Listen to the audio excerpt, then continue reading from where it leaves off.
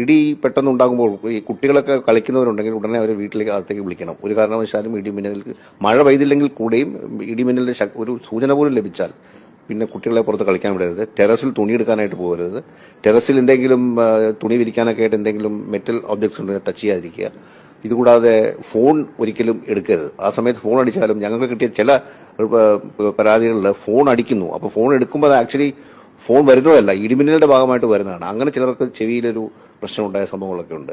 ഇതുകൂടാതെ ഒരു കാരണവശാലും ഒരു മരത്തിനടിയിൽ പോയി നിൽക്കരുത്. ഇതൊരു ഒരു ബേസിക് ലെസനാണ്. മരത്തിനടിയിൽ മഴയിൽ നിന്ന് രക്ഷപ്പെടാൻ വേണ്ടി നമ്മൾ മരത്തിനടിയിൽ പോയി നിൽക്കുന്നാൽ അത് മരം നല്ലൊരു കണ്ടക്ടറാണ്. പെട്ടെന്ന് തന്നെ ഇലക്ട്രിസിറ്റി കണ്ടക്ട് ചെയ്യും. അത് വളരെ അപകടമാണ്. ജലാശയങ്ങളിൽ കുളിക്കാതിരിക്കുക. അങ്ങനെ കുട്ടികളൊക്കെ അങ്ങനെ കുളിക്കുന്നൊക്കെ ഉണ്ടെങ്കിൽ പെട്ടെന്ന് തന്നെ നിർത്തി കരക്കേറുക. വീട്ടിനകത്ത് തന്നെ ഇരിക്കുക. യാത്ര ചെയ്യുകയാണെങ്കിൽ ഏറ്റവും സുരക്ഷിതം കാറിനകത്തോ മറ്റു വാഹനങ്ങളോ യാത്ര ചെയ്യുകയാണെങ്കിൽ വാഹനങ്ങളുടെ ടയർ റബ്ബർ കൊണ്ടായതുകൊണ്ട് അതിനകത്ത് തന്നെ ചില്ലൊക്കെ കയറ്റി അവിടെ തന്നെ കഴിയുക എന്നുള്ളതാണ് ഏറ്റവും സുരക്ഷിതമായ മാർഗം. പിന്നെ ഫോൺ ചാർജ് ചെയ്യാൻ ഇട്ടിട്ടുണ്ടെങ്കിൽ ചാർജ് ഒന്ന് മാറ്റിയിടുക. അത് വളരെ പ്രധാനമാണ്. പിന്നെ ഇലക്ട്രോണിക് എക്യുപ്മെന്റ്സ് കഴിയുന്നതും ഈ സമയത്ത് വീടുകൾ ഉപയോഗിക്കാതിരിക്കുക. പിന്നെ ഈ ചുമരിൽ പല വീടുകളും നമ്മൾ കാണാറുണ്ട്, കുറച്ച് കൺസ്ട്രക്ഷന്റെ അപാകത കൊണ്ട് ഈ ചുമരിൽ ചെറിയ നനവ് കാണാറുണ്ട്. ഈ നനവ് വഴി ഇലക്ട്രിസിറ്റി പ്രയോഗിക്കാറുണ്ട്. അങ്ങനെ ഷോക്ക് അടിച്ച് ഒരുപാട് സംഭവങ്ങൾ റിപ്പോർട്ട് ചെയ്തിട്ടുണ്ട്. എവിടെയെങ്കിലും ഇത്തരം സംഭവങ്ങൾ ഉണ്ടായിക്കഴിഞ്ഞാൽ 101 വിളിക്കുക, അടുത്തുള്ള ഫയർ സ്റ്റേഷനിൽ അറിയിക്കുക. 101 ഒരു സെൻട്രലൈസ്ഡ് നമ്പറാണ്. എവിടെയായാലും കേരളത്തിൽ എവിടെയായാലും അത് ഇടി പെട്ടെന്നുണ്ടാകുമ്പോൾ ഈ കുട്ടികളൊക്കെ കളിക്കുന്നവരുണ്ടെങ്കിൽ ഉടനെ അവരെ വീട്ടിലേക്ക് അകത്തേക്ക് വിളിക്കണം. ഒരു കാരണവശാലും ഇടിമിന്നലുകൾക്ക് മഴ പെയ്തില്ലെങ്കിൽ കൂടെയും ഇടിമിന്നലിന്റെ ഒരു സൂചന പോലും ലഭിച്ചാൽ പിന്നെ കുട്ടികളെ പുറത്ത് കളിക്കാൻ വിടരുത്. ടെറസിൽ തുണിയെടുക്കാനായിട്ട് പോകരുത്.